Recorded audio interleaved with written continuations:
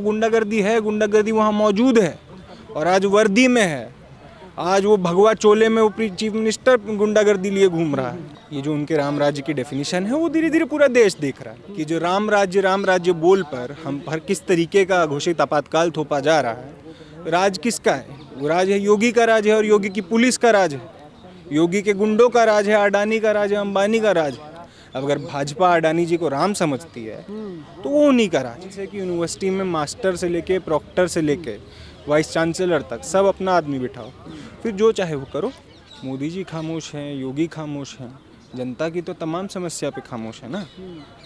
अब वो अगला 2 साल बताएंगे कि हमने G20 कराया, जो वैसे भी हमको कराना था, 20वें नंबर पे हमारा ही चांस आना था। अब ऊपर बताएंगे, है ना, वो बताएंगे कि हमारे नाम के स्टेडियम में वर्ल्ड कप का फाइनल हो रहा है। वो यही सब करेंगे।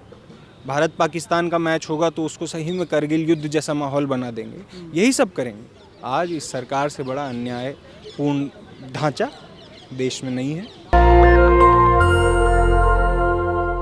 देश और दुनिया में बनारस हिंदू विश्वविद्यालय की अलग छवि है, लेकिन उसी विश्वविद्यालय के अंदर एक छात्रा के साथ गैंगरेप किया जाता है और जो प्रशासन है, विश्वविद्यालय प्रशासन पूरे मामले को दबाने की कोशिश करने लगता है और अलग अलग तरीके की बातें लगातार प्रशासन करने लगता है। और तमाम छात्र जो आयशा के हैं वे लोग मेरे साथ मौजूद हैं। वे लोग आंदोलन कर रहे हैं संसद के बगल यानी जंतर मंतर पर।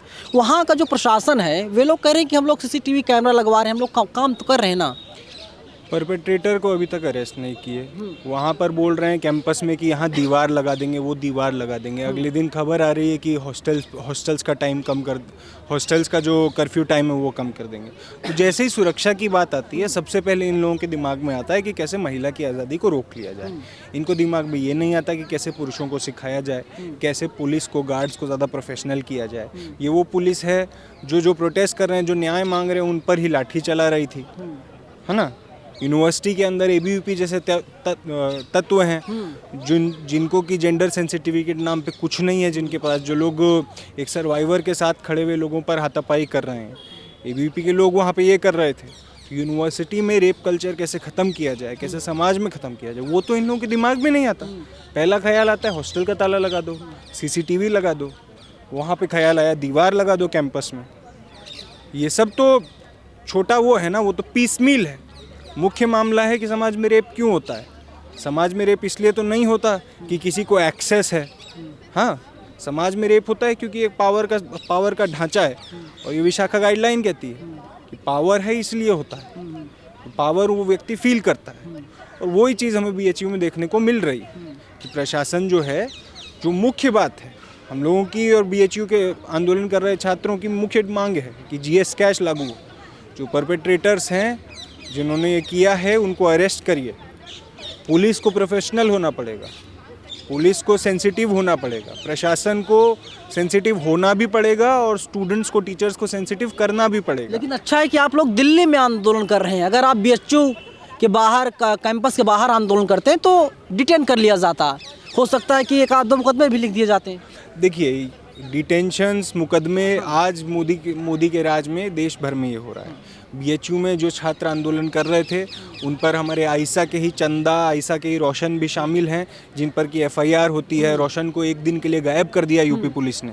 दिन भर ढूंढने के बाद पता चला कि रोशन कहाँ है। ये हालत वहाँ पे, ये मंजर वहाँ पे बना दिया गया है BHU में। छात्रों पर जिस तरीके का हमला यूपी में हो रहा है, जिस तरीके का हमला अजय सिंह बिष्ट की सरकार में हो रहा है, वो हम सब देख रहे हैं और वो बहुत बहुत भयानक है देश की डेमोक्रेसी के लिए, स्टूडेंट्स के लिए और यूपी के खुद के समाज के लिए।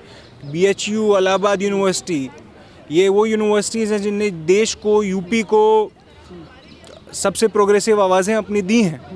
उन यूनिवर्सिटीज़ में इस तरीके का हमला अगर बीजेपी की सरकार वहाँ पे यूपी की सरकार कर रही है तो वो क्या मैसेज इन यूनिवर्सिटीज़ को दे रही है? वो कह रही है कि सोचना बंद करिए। लेकिन योगी आदित्यनाथ बड़े अच्छे नेता हैं, बड़े अच्छे मुख्यमंत्री हैं, कहते हैं गुंडे मवाली अपराधी को बख्शा नहीं जाएगा। अगर सही में नहीं बख्शा जाता तो योगी चीफ मिनिस्टर नहीं होते। चीफ मिनिस्टर बनते ही खुद पे कितने मुकदमे उन्होंने गायब करवाए। सबसे बड़ा गुंडा मवाली कौन है यूपी का? वो तो महंत, वो चीफ मिनिस्टर है ना जो बना हुआ है। उससे बड़ा गुंडा कौन है यूपी में? सबसे पहले चीफ मिनिस्टर बनते ही क्या किया? अपने मुकदमे गायब किया ना। तो ये सब बातें हैं। योगी आदित्यनाथ जी महाराज हैं, संत हैं, योगी हैं। फिलहाल हमारे चीफ मिनिस्टर हैं, और वो चीफ मिनिस्टर हैं जिनने चीफ मिनिस्टर बनते ही अपने ऊपर से करीब 60 केस गायब करवा दिए, जिसमें मर्डर से लेके वो तमाम किडनैपिंग सब। मुख्यमंत्रियों ने करवाया है, इकलौते योगी आदित्यनाथ नहीं है, तमाम मुख्यमंत्री ये ऐसे ढोंग ना हैं। करे ना, ये ढोंग ना करे ना कि हमने गुंडा राज खत्म कर दिया, हमने गुंडागर्दी खत्म कर दी। हो रही है, एबीवीपी कर रहा है। आप मुस्लिम के घर पे जाके करिए, है ना, उस पे वायलेंस करिए, उसको आप नाम दे दीजिए गुंडागर्दी खत्म कर दी। एबीवीपी कर रहा है, वो तो भाजपा का है, वो तो आरएसएस का है, उसको खुली छूट भी मिली है। अब गुंडागर्दी अगर यूपी पुलिस करने लगे और बोले कि अब गुंडागर्दी बची है तो बस यूपी पुलिस की बची है, तो गुंडागर्दी तो है ना यूपी में और मौजूद है। नेशनल पुलिस है, उत्तर प्रदेश की पुलिस बेहतर पुलिस है। एक छात्र को बीएचयू से दिन भर के लिए गायब कर लिया, किसी को नहीं बताया कहाँ है। ये कहाँ का प्रोफेशनलिज्म है? जो एबीवीपी वहाँ पे खुलेआम आके मारपीट कर रहा है, वो कहाँ का प्रोफेशनलिज्म है? गैंग रेप होता है, परपेट्रेटर घूम रहे हैं, कोई अरेस्ट नहीं हो रहा है, कहाँ का प्रोफेशनलिज्म है? कैंपसेस के अंदर ये हो रहा है। ये प्रोफेशनलिज्म, ये गुंडागर्दी खत्म की, क्योंकि गुंडागर्दी खुद कर रहे हैं, खुलेआम कर रहे हैं। जो छात्र बोल रहे हैं उन पे लाठी चला रहे हैं, वो गुंडागर्दी है। गुंडागर्दी वहाँ मौजूद है और आज वर्दी में है। आज वो भगवा चोले में वो चीफ मिनिस्टर गुंडागर्दी लिए घूम रहा है। आज वो सच्चाई है यूपी की, और यूपी की जनता, यूपी के छात्र लड़ रहे हैं। इलाहाबाद में लड़ रहे हैं, इलाहाबाद में जहाँ पे हमारे साथी पर, एक दलित छात्र पर प्रॉक्टर खुद लाठी चला रहा है, ठीक गाली देकर उस पर लाठी चला रहा है एक दलित छात्र पर। वहाँ पे भी स्टूडेंट लड़ रहे हैं। स्वीकार कीजिए, रामराज यही है, और किस रामराज की कल्पना की जाए, क्योंकि केंद्र में मोदी जी हैं, यूपी में योगी जी हैं। ये जो उनके राम राज्य की डेफिनेशन है वो धीरे धीरे पूरा देश देख रहा है, इसलिए वहाँ पर भी छात्र लड़ रहे हैं, यहाँ पर भी लड़ रहे हैं, वहाँ भी मजदूर लड़ रहे हैं, यहाँ भी लड़ रहे हैं। इस बात को कह रहे हैं, वेस्ट यूपी से इतने किसान लड़ रहे हैं, लगातार इस बात को देख रहे हैं कि जो राम राज्य बोल पर हम हर किस तरीके का घोषित आपातकाल थोपा जा रहा है। राज किसका है? वो राज है योगी का राज है, और योगी की पुलिस का राज है, योगी के गुंडों का राज है, अडानी का राज है, अंबानी का राज है।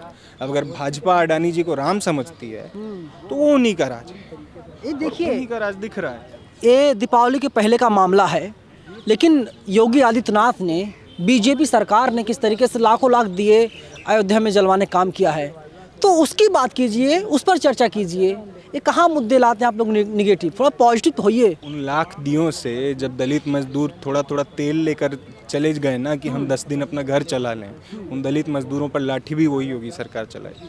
तो क्या करना है ये सरकारों को? अगर सरकारें अपने काम को सिर्फ और सिर्फ दिखावा मान लें कि हर पेट्रोल पंप पे हमारा फोटो हो, हम बहुत बहुत दिया लगाएं, वर्ल्ड कप फाइनल हम हमारे नाम के स्टेडियम में कराएं, ये काम तो सर इवेंट मैनेजर करते हैं। आप सरकार हैं, आपका काम है देश को जिम्मेदारी से चलाना, देश में लोगों के हकों की रक्षा करना। बीएचयू में एक महिला के हकों के साथ सीधा दुर्व्यवहार होता है। इलाहाबाद में एक दलित व्यक्ति के हकों के साथ सीधा दुर्व्यवहार होता है। और क्यों इतना कॉन्फिडेंस है बीएचयू और इलाहाबाद यूनिवर्सिटी के एडमिनिस्ट्रेशन को? क्योंकि खुलेआम वो कहते हैं कि हम भाजपा से जुड़े हुए हैं। वहाँ का प्रॉक्टर खुलेआम ये कहता है। संरक्षण कौन दे रहा है? बड़ा सवाल ही है। भाजपा दे रही है, और कौन दे रहा है? भाजपा में कौन? भाजपा दुनिया की सबसे बड़ी पार्टी है, करोड़ों कार्यकर्ता है, नेता है उसके। भाजपा, आरएसएस, इनमें पावर स्ट्रक्चर्स हैं। हाँ। इनकी राष्ट्रीय नीति है। मैं आपको बताऊं, 2019 में जब भाजपा चुनाव जीती, राम माधव ये बात लिखते हैं कि अब हम यूनिवर्सिटीज़ पे कब्जा करना है, यूनिवर्सिटीज़ पे कब्जा हम नहीं कर पाएंगे। और आप तब से भाजपा की, आरएसएस की रणनीति देखिए, जेएनयू को बदनाम करिए, रामजस को बदनाम करिए, फिर आप जाइए बीएचयू में, जहाँ से एक बीजेपी का नेता कह रहे थे कि हर रोज 3000 कॉन्डोम निकलते हैं जेएनयू से, बीजेपी नेता का बयान है। तो वही वो कोशिश है ना, उनको लगता है कि सेक्स एजुकेशन बहुत ख़राब चीज़ है, उनके दिमाग में वो बदनामी है, वो कर रहे हैं। तो बात वही है, यूनिवर्सिटीज़ पर हमला जो हो रहा है, यूनिवर्सिटीज़ पे हमले का एक साइंस है। वो साइंस है कि यूनिवर्सिटी में मास्टर से लेके, प्रॉक्टर से लेके, वाइस चांसलर तक सब अपना आदमी बिठाओ, फिर जो चाहे वो करो।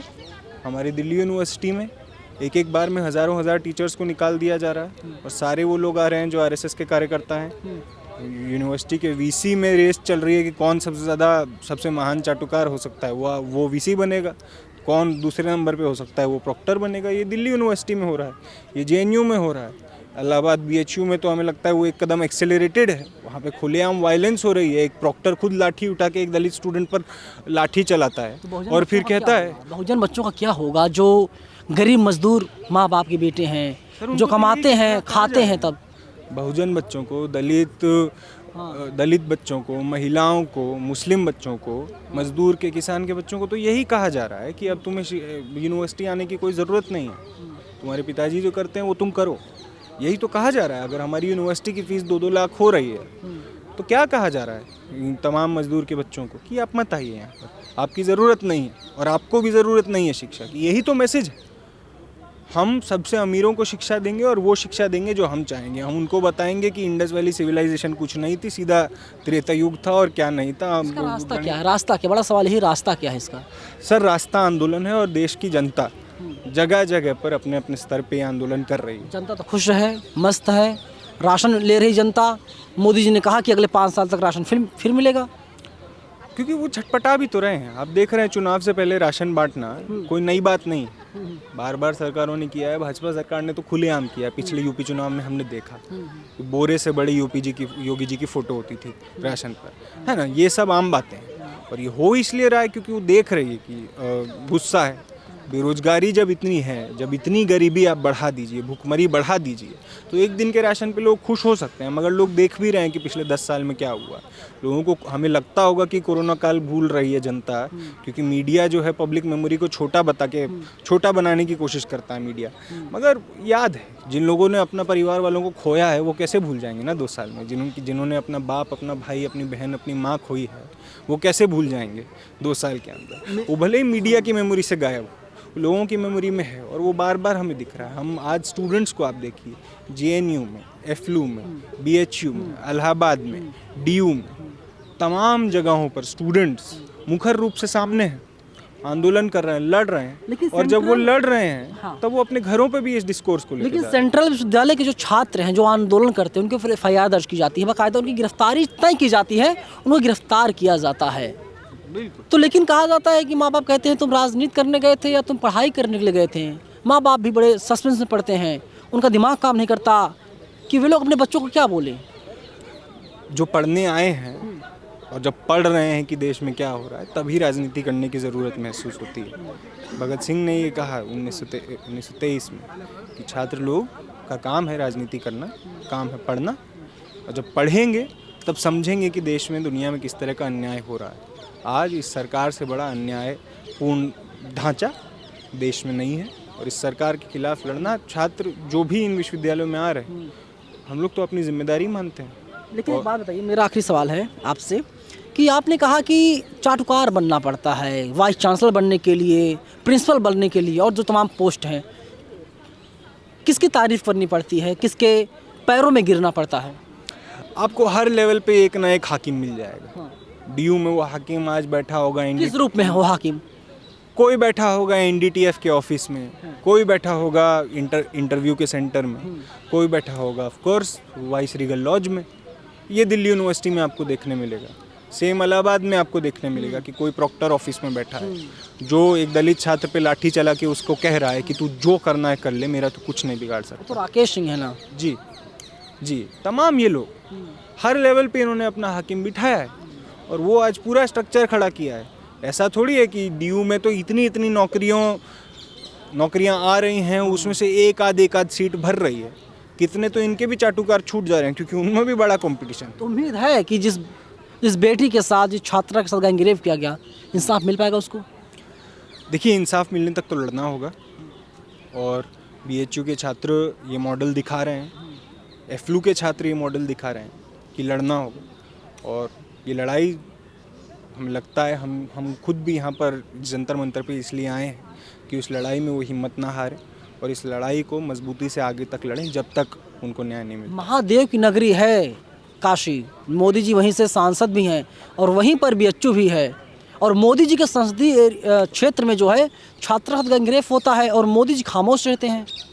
मोदी जी खामोश हैं, योगी खामोश हैं, जनता की तो तमाम समस्या पे खामोश है ना। अब वो अगला 2 साल बताएंगे कि हमने G20 कराया, जो वैसे भी हमको कराना था, 20वें नंबर पे हमारा ही चांस आना था, अब वो पर बताएंगे। है ना, वो बताएंगे कि हमारे नाम के स्टेडियम में वर्ल्ड कप का फाइनल हो रहा है, वो यही सब करेंगे। भारत पाकिस्तान का मैच होगा तो उसको सही में करगिल युद्ध जैसा माहौल बना देंगे, यही सब करेंगे। मगर जो जनता झेल रही है वो तो आपका हमारा एक्सपीरियंस है, वो तो आपका और हम जो रोज़ का जीवन काट रहे हैं वो सच्चाई है। उससे कब तक बच लीजिएगा, कौन बच पाया? चलिए, सरकार दावा करती है उत्तर प्रदेश में राम राज्य है, लेकिन बड़ा सवाल यही है कि जिस छात्रा के साथ गैंगरेप किया गया, क्या उसको इंसाफ मिल पाएगा, उसको जस्टिस मिल पाएगा? बड़ा सवाल यही है। कैमरा पर्सन बॉबी के साथ में नवीन कुमार नंदन, नेशनल दस्तक, जंतर मंतर, दिल्ली। नेशनल दस्तक की आपसे गुजारिश है कि अगर इसको बचाना चाहते हैं तो नेशनल दस्तक को सब्सक्राइब करने के लिए रेड कलर के सब्सक्राइब बटन को दबाएं, फिर बेल आइकन की घंटी दबाएं। नेशनल दस्तक को बचाने के लिए बहुत जरूरी है कि हर खबर को शेयर करें, लाइक करें, कमेंट जरूर करें।